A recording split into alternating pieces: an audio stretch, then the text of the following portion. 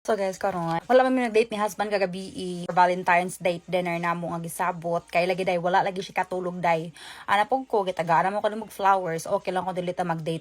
But then mangaon ko mi sa gawas karon zay and iyapod ko i-shopping sa Asian market nga among gisabot yesterday. And while nagguwat ko ni husband na ma-ready siya because iya ko gitaga 2 hours to get ready day kay fresh ang atong look karon kasi I wanna look at myself again and say, gosh, I can be both.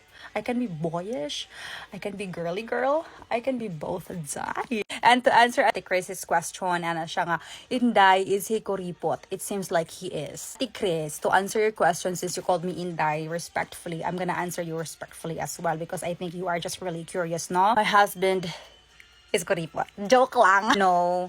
To tell you guys the truth, sa tanan nila managsuon, si Kenny Jude ang giver nilang tanan. My family and his family can attest to that, even my friends. That's just like his way of teasing me. Walay mo adto og Asian market na mo spend like $10 design. Usually, Asian market cost us around 100 or more. May nga ganun kong Asian snack. Kasabot na gud siya nga makagasto gud siya dako-dako day. Asian snacks here are expensive. So to base your assumptions sa ako ang messaging like back and forth, my husband, he loves to tease me a lot. And sunod-sunod ba mga gasto madi like anak ko, if ever magani manlakaw ta sa nag-11 worth man mi atong atong January.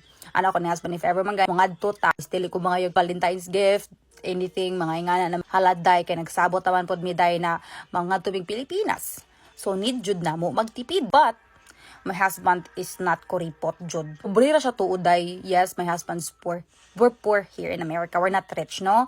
But then my husband is not stingy. He let me pick whatever I want kung mga tumi grocery shopping me or when we go out to eat. Kung pwede magtinihik day, akong husband, he will just let me pick whatever I want, Jude. I can eat as much as I can without considering the price. Mansha, don't worry about the price. Do you want anything? Don't look at the price. That's what I like about my husband because dili ko kinahanglan magtipid. Kay bisag sampol no gipit bino, magpakanaa jud akong bana. Magpakanaa jud na siya. Dili na niya pa-feel na ko na kinahanglan ako magtipid. Magpakanaa jud na siya dyan. Si Kenny, wala siya labot na ng mga ingana-ingana dahil mga material things. Ang iyagod kay give. Di gani siya ganahanog anything in return. Pero bitaw to say nga, kuripot husband, nope. Nope, I cannot really say. You are Been ready. Oh, been ready? We're leaving na, guys. So guapo, my husband. So freaking beautiful. Stop! Hoy! Huwag mga kamay lover.